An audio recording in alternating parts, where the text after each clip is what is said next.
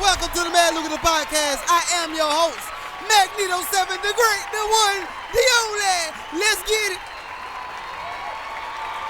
I gotta calm down because I'm mad hype. But anyway, welcome to the MAD LUCRATIVE Podcast. This is episode 13. Thank you for being here.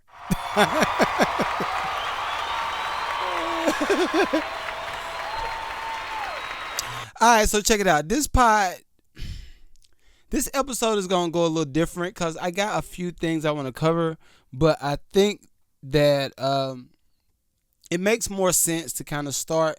Let me backtrack because I forgot, and I didn't do it intentionally, I promise y'all, but I forgot to say R.I.P., rest in heaven, all of the good stuff to Michael Williams. He is one of the gods of the acting world. So, yo, let's clap it up for him for real.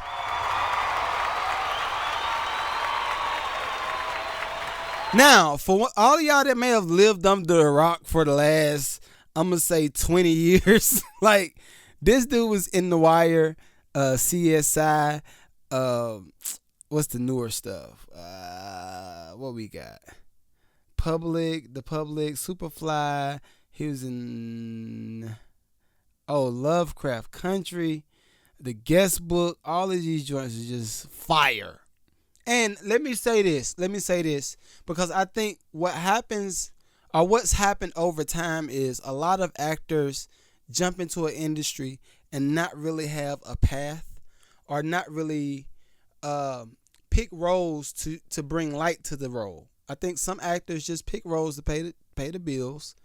Some of them want to play the role, but they don't really have what it takes to show us that character on camera.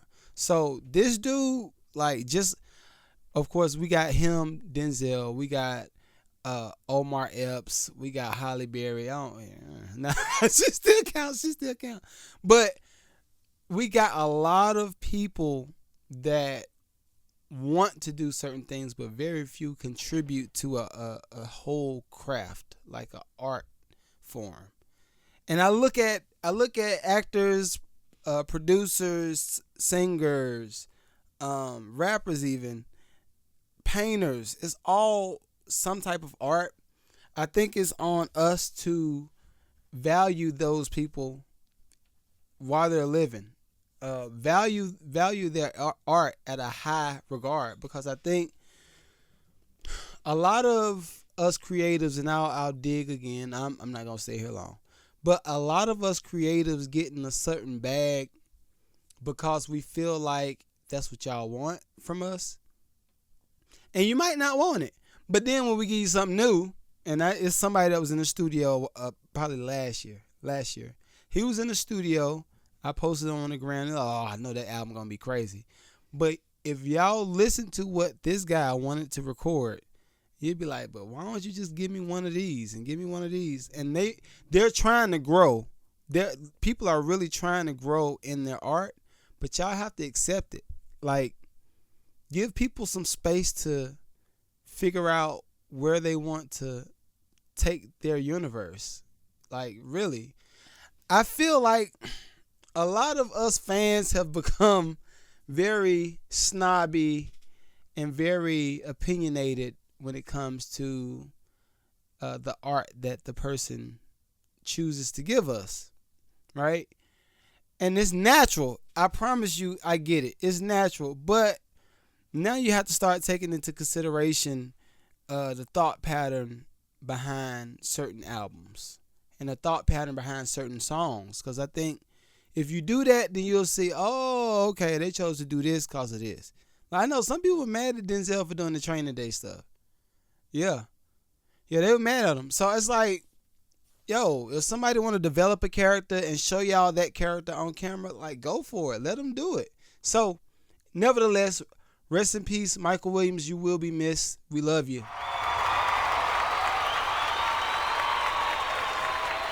All right, this particular episode, I wanted to kind of dig in on where we are economically and where we are, I hate to say it, but kind of within our politics. So I'm going to call Sean because he had a lot of good takes. And I was like, yo, save that. I want the people from the pod to kind of get your perspective on, you know, the thinking behind a lot of this stuff. So I'm about to call Sean. So let's get it. Hold on for a second, and we're going to call him up right now.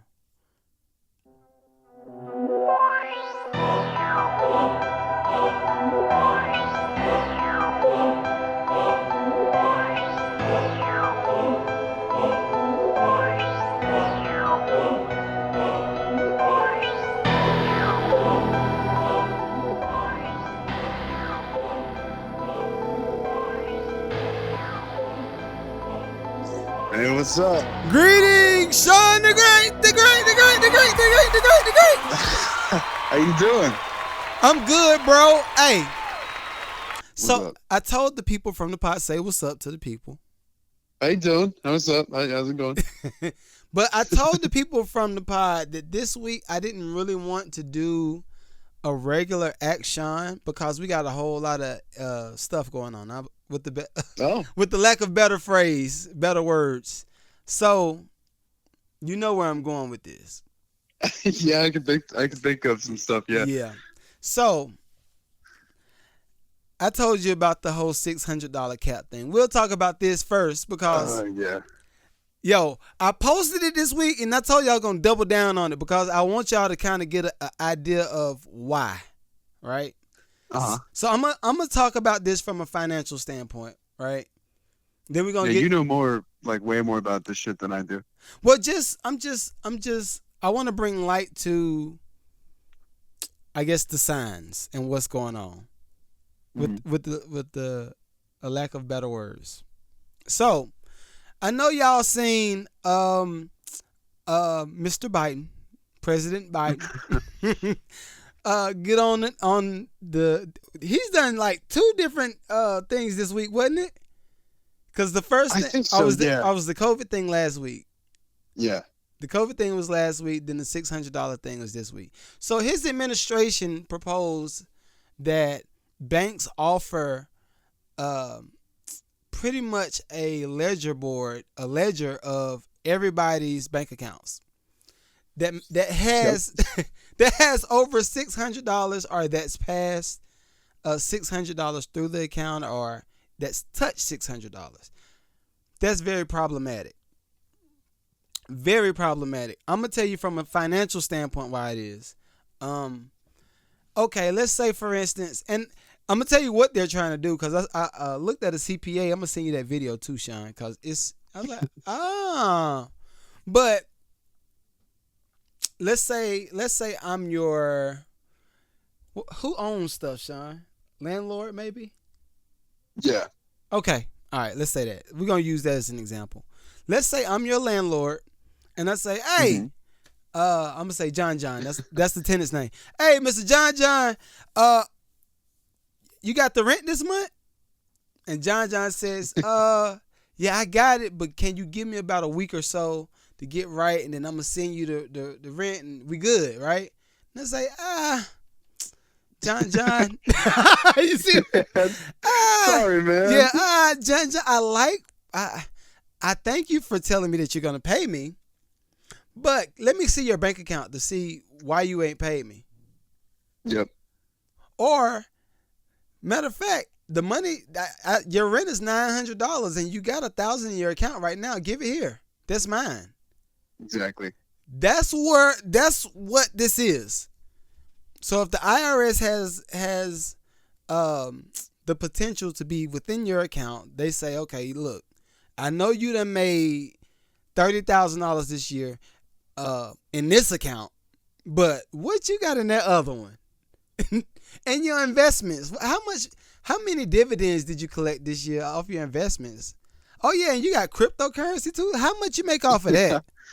Especially like waiters, man. Yeah. That do like. I mean, I'm gonna be honest. Waiters pocket a lot of the cash tips. They don't claim most of it at the end of the night, Yeah. which I don't think they should anyway. I mean, they don't make shit. Right. If if they start claiming everything they make, they're not gonna make near what they should. Right. But they're gonna see all that money go in the bank account. They're gonna go, wow, man, you sure aren't claiming all of that. Exactly. Where's all this extra money coming in from? We'd love to know. And that's problematic. You don't want, and now I might get flagged for it. I don't really care at this point. But Well, you shouldn't. I mean, God forbid there's no last bastion when it comes to like free enterprise in this country. I mean, Jesus, you Well, should be able to make a little bit of scratch that the government doesn't know about. But the thing is, and this is the same thing I told y'all. I got a whole bunch of dope dealer friends. I got a whole bunch of y'all that were like, man, Cash App too? Yes. Oh, they're fucked. Oh, man. Cash App, PayPal, all of that. And I told y'all gonna have to pay me for a course on that. But assets, liabilities, find different places to put your money, and I'll leave it at that. I'm not gonna feed you the whole answer to combating this situation. But it takes me to the control aspect, and that's where you come in. You don't want the government to be able to control every aspect of your finances, your health, your food, your housing, your transportation. No, I mean, just like rewinding back to finances, like if the government controls all of it, it no longer continues to be a free market. Right. I mean, I know a lot of people are like, oh, capitalism is ruining this country. It's not really capitalism. Like right now we live in a very heavily like altered, economic system by the government. Like they dip their fingers into it way too much. So it is very far from a free enterprise. Yeah. Yeah. And I know people killed me, especially my black folk. They killed me for the Trump stuff. But I just want to say this. And I mean, if y'all got some back and forth that you want to provide, cool. Like, drop it in the comments and we'll address it. But I do know within Trump's administration, there were specific line items for black businesses, right? Mm-hmm. Not minority businesses. It is very different. Yes. Very different. But there was a line item for every part of I'm gonna say financial structure or economic structure. We'll say that. There was a place for everything. Whether you're a small business owner, I think he even did he had certain things in there for other cultures. But what's happened now is we get the drips. We get the last drops of everything after it's been spent out. Oh, yeah. Biden pretty much lumped together just every single minority into one, Right. Every system basically pertains to all of them at once, not just individual ones, which you should do because everyone's been at, very different economic dispositions since since everyone has, lived here. So, yeah. Right. So, I wonder, I know we talked about the New World Order stuff. I don't want to really get into it. Oh, boy. That gets deep. Yeah. If y'all want to know what that is, look it up. It's everywhere online. And I will say this. When it comes to the health stuff, give the people kind of a snapshot of where this could go. If everything... Oh, me? Yeah. Where it could go if everything kind of works in the favor of the government. I was like, what I was talking, we were kind of loosely talking about it, like the whole medical autocracy kind of thing. Mm-hmm. I mean, it's like, the whole point of America and what makes it different than other countries is that you should have the maximum freedom available. Like, even if you want to go do some dumb shit, you are completely free. You should be completely free to do it. Like, if you want to waste your life doing some dumb shit, you should be able to do it, you know? Yeah. They shouldn't. It's actually good for you. Like, it doesn't matter, dude. I don't care if it's not good for me. I'm going to do it. Yeah. Like, that's the whole point, man. At least it should have been. I mean, look at what happened to Australia. They weren't as free as us in terms of the laws. Not that the people there aren't free. They sure aren't now. I mean, good God. You can see it. You can't step out of your home if you're in a hot spot without getting fined like $5,000 or some shit, or just straight up taken to jail. Exactly. I mean, it's nuts over there. And you can't congregate, even if it's the religious excuse, you want to go to church, you can't do that. But the government can definitely hold all the parties they want and not wear masks at all. I mean, again, I don't care if I have to wear a mask to get into somewhere. I don't mind, Right. It's not that big of a deal. But the hypocrisy shows immensely when they just walk around without one until cameras are on them. Mm-hmm. And then they pull out of the pocket like, oh, I was just eating something. Like, no, you weren't. You don't care about it until people see you. Right. And I mean, I think like and then to go back to the vax, I promise y'all we're not gonna be on the vax forever. But to go back to the vax, it's such a hot topic. It's like this. When has the government given you something for free? And I'm gonna say this, and when I say free, I know people kind of they want to dig because we got a group of people that's like, but the vax is good for you. Then we got a whole group of people that's kind of like vigilantes, like, no, I'm never gonna do that. But take it out of vaccine world, right? When has the government given us, let's say, food and WIC and food stamps and all that stuff, and it push you into a better space, whether financially, whether family wise, any of that stuff. If anything, it dulled the attention to, okay, I should get a better job so I can do XYZ and get out of food stamps. You think about it this way, they're also not forced. Like, when you get to a certain level of money, even if how many kids you have or not, even if you're broke, they still don't force you to go on food stamps or WIC. They don't. That's your own volition if you want to do that. Even if it risks your kids' lives, they don't really care to force you to do it. Nope. Not that they should. I still don't think they should. That's up to the parents, But then on top of that, because I mean, again, y'all know I'm black. I can't hide my blackness. But I've seen it firsthand, and I'll say this because I've had experience in the not quite food stamp, but the WIC department, right? I remember because when we had Skylar, we were dead broke, like silly dead broke. And Shamil, she applied for the food stamps. We couldn't get food stamps because I had enough money to them, but we could get WIC. But there were certain phrases in certain documents that said, oh yeah, well, if the dad stays in the house, you can't get XYZ. Yeah. And you see this? I think, and I know where you're going with this. I think we even may have been talking about it like weeks ago or something. But yeah, that extremely incentivized the family unit to be torn apart. Exactly. So that the kids can have a better, more to eat. Like, what the fuck, man? Exactly. What difference does it make if the dad's there? What the hell? Well, for me, I think what happens because I mean, a lot of men at some point, and this ain't no man, woman versus sex, none of that stuff. But a lot of men that end up having kids with a woman, at some point it hits home and it's like, yo, I need to be taking care of my kid.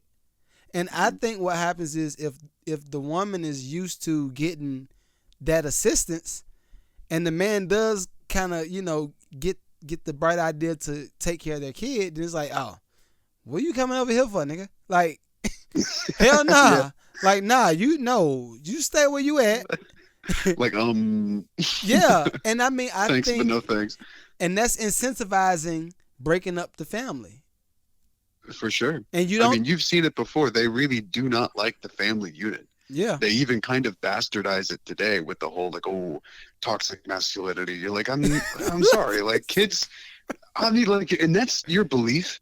That's your belief if you believe in the family unit. But I think to raise a good kid, the kid needs the mother and the father figure for the kid to be well rounded. Not always. Sometimes you get some badass people when it's just a single mom or single dad. But that just shows how good the single parent was at it.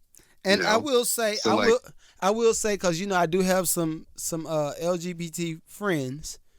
Yeah. Certain groups like that, they're still people at the end of the day.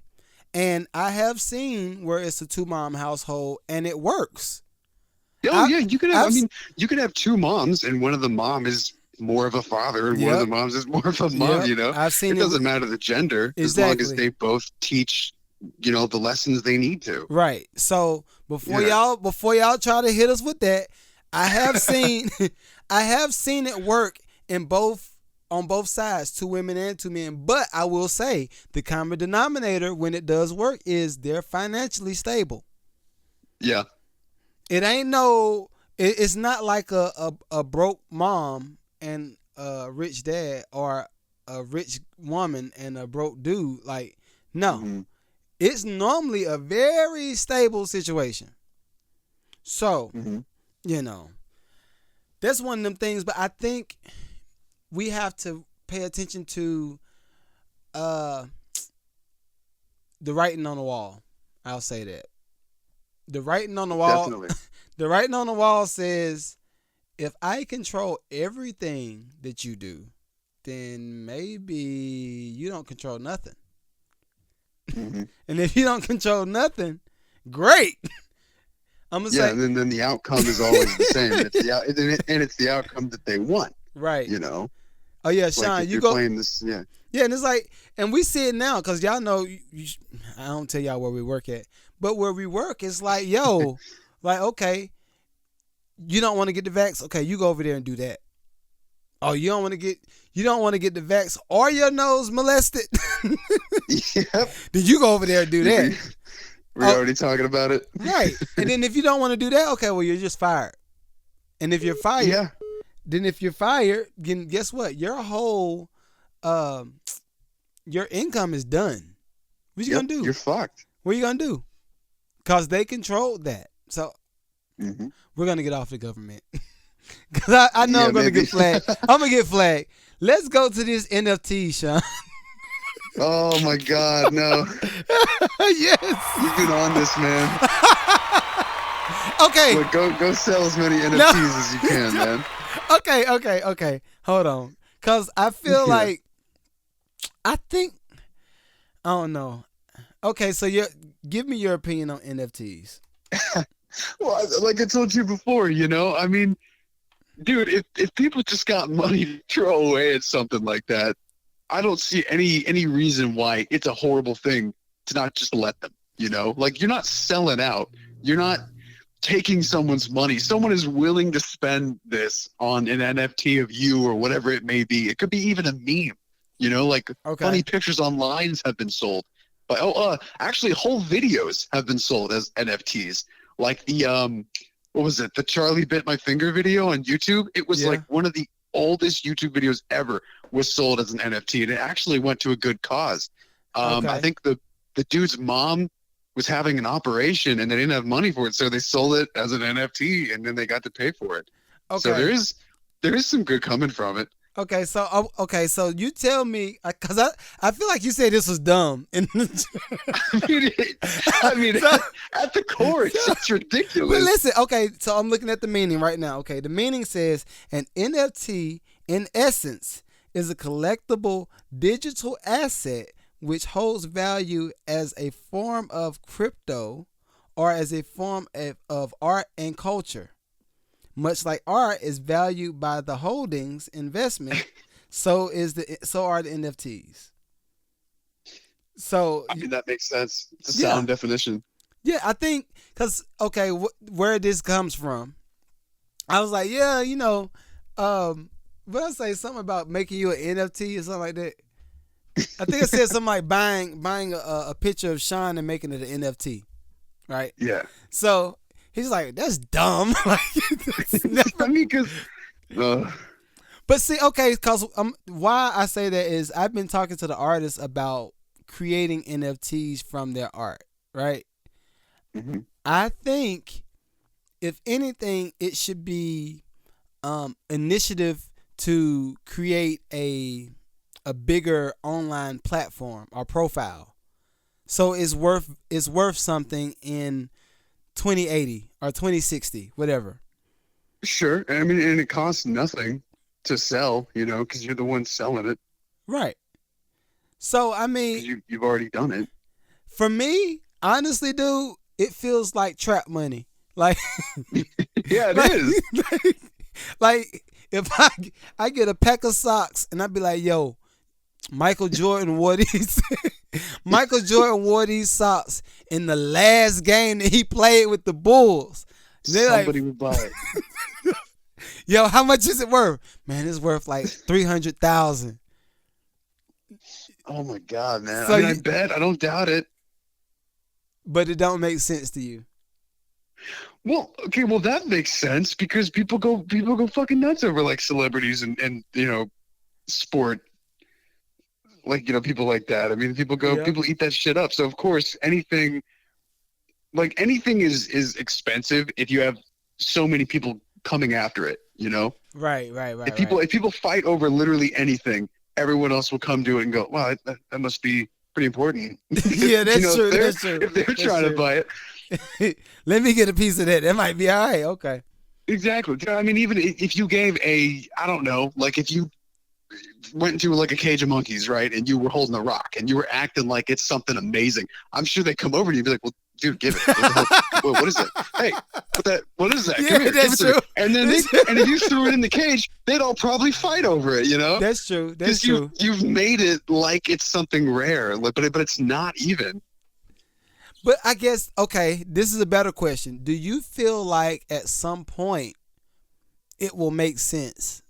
Like how people will place a dollar value to a non-tangible item. Do you think it will make sense at any point? Because I got one idea. You mean digitally, right? Digitally. Because I got maybe two ideas where it makes sense. I'm sure in certain ways it will make sense. Like the thing I just said, where like they bought the video and they got to pay for something that was actually really important, and now someone out there owns a piece of history. I still think it's kind of silly because, like I said, if you unplug the internet, if the whole internet just goes dark, that is gone. It is gone forever. Okay. If that's the case,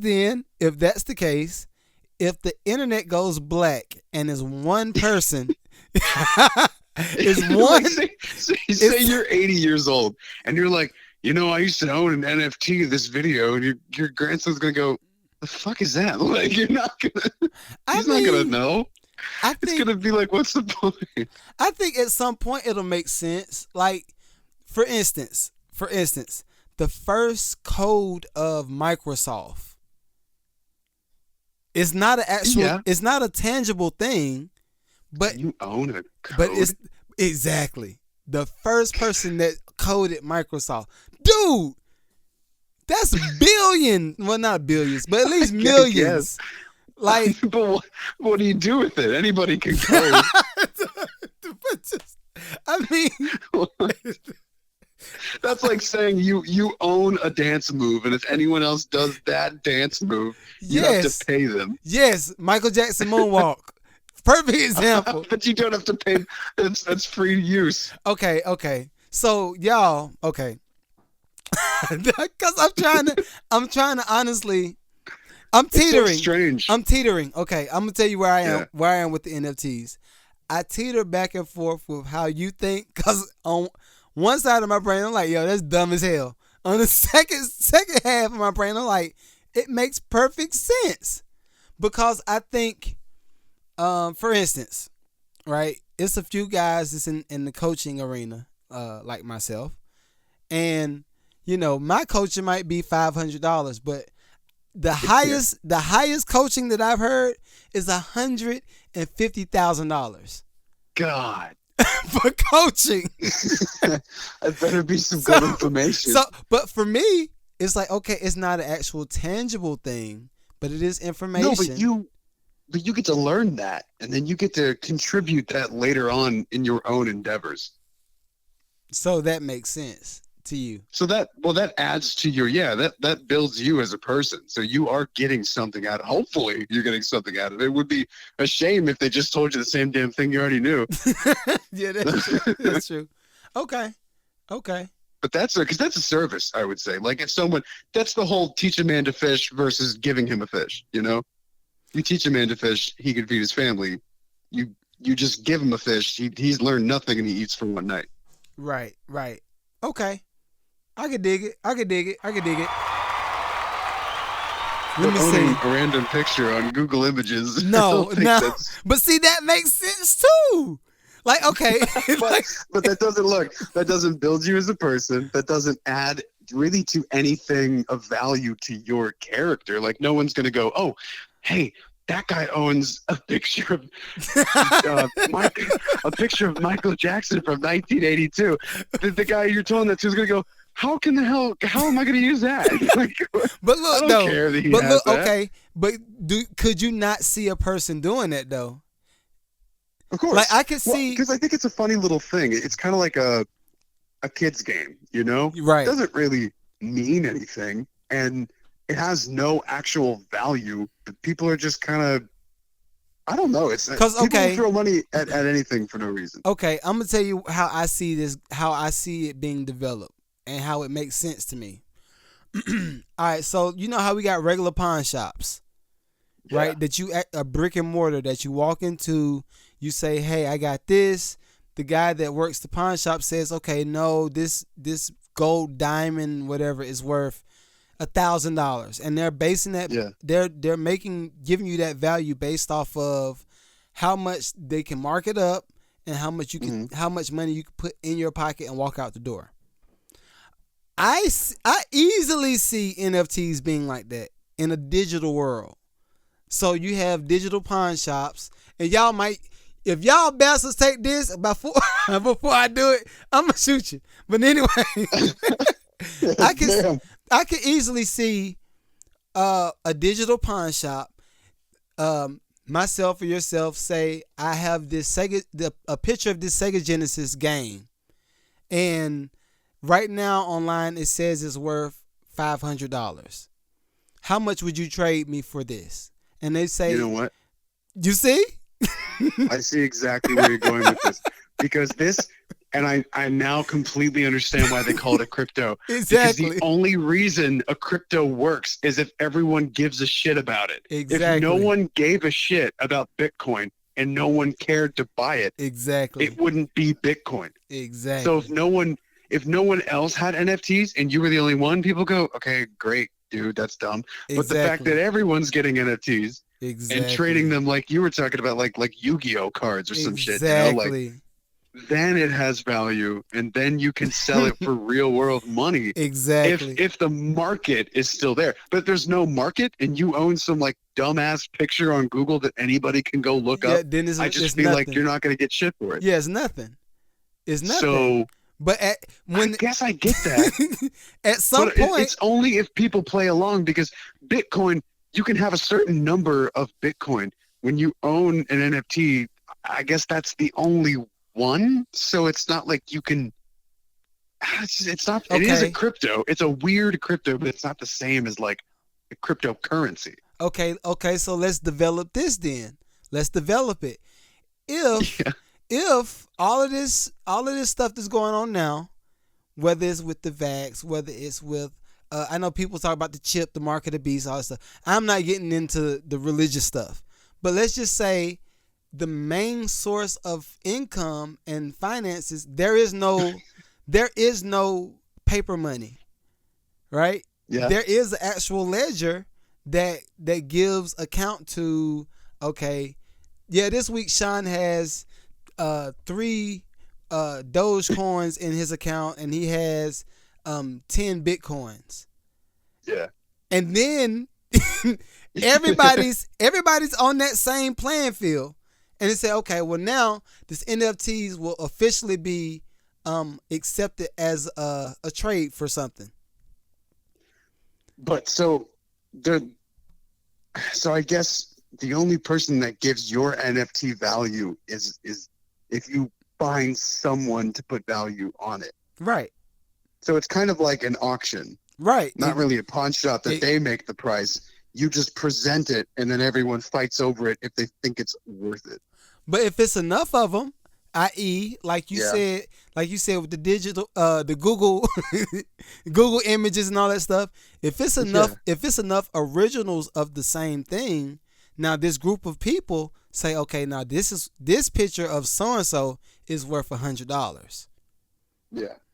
And if you sell this one to so and so, and now it's only 5 left, now the value of that picture is going up, even though it started But how could there be 5 left when, if everyone in the world goes on Google and types in Sigourney Weaver and then all finds the same picture of Sigourney Weaver and then they all download it, now you have 8 billion pictures of Sigourney Weaver on every laptop. So like, what is?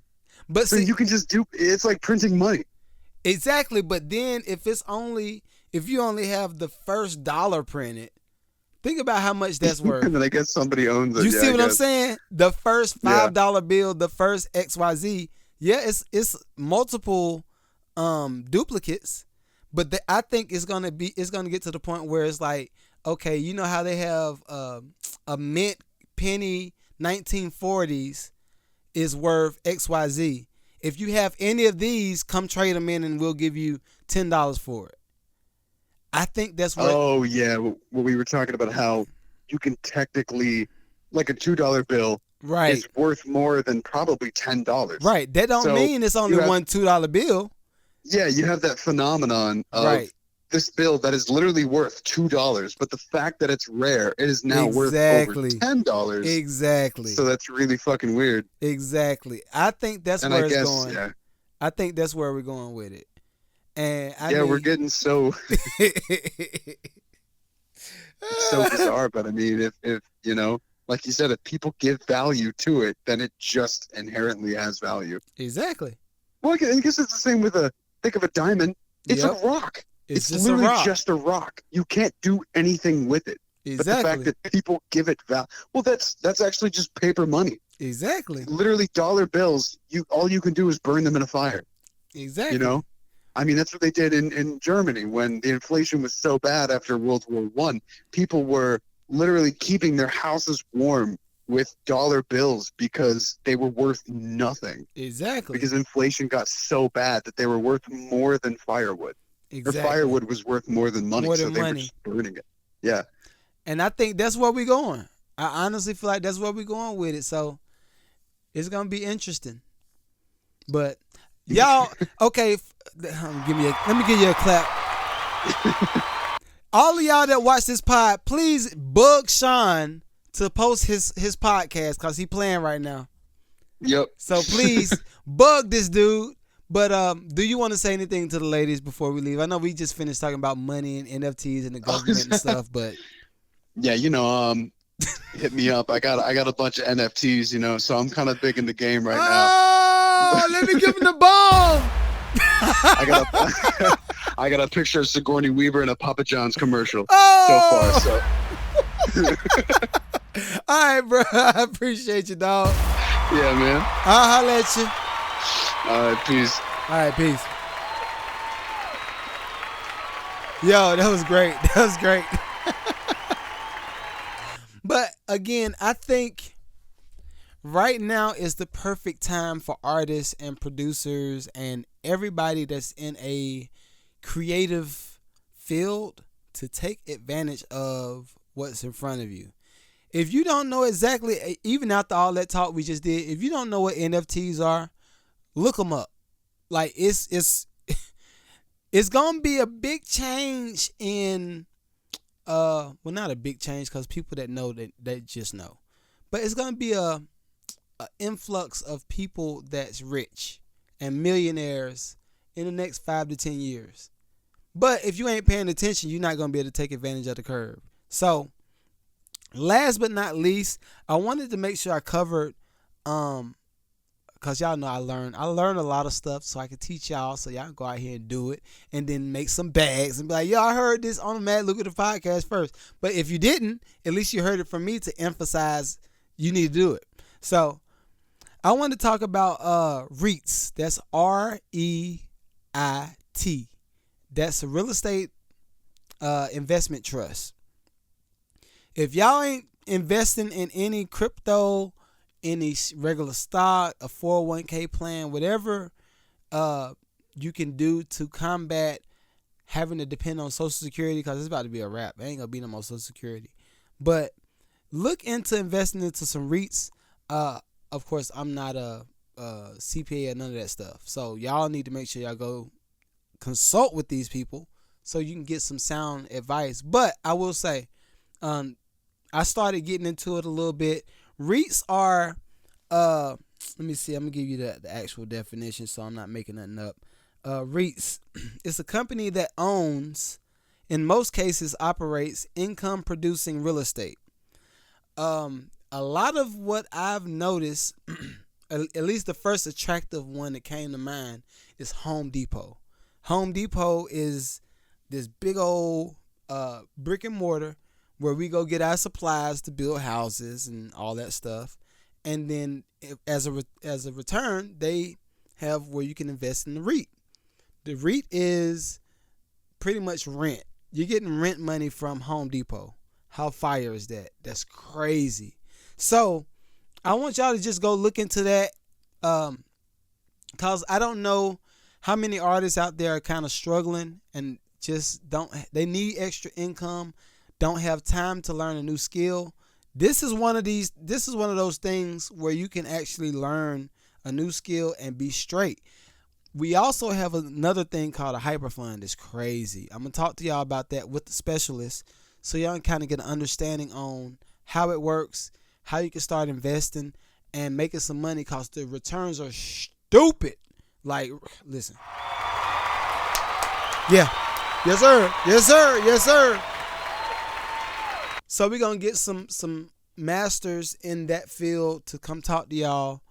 We do have some in-person interviews coming too. It's crazy. I'm excited about everything that's coming up. But until next week, stay safe. Don't be out here in these streets going crazy. Do what you need to do. Protect yourself. Protect your emotions, your money, your relationships, all that good stuff. And until next time, I'll see you. Peace.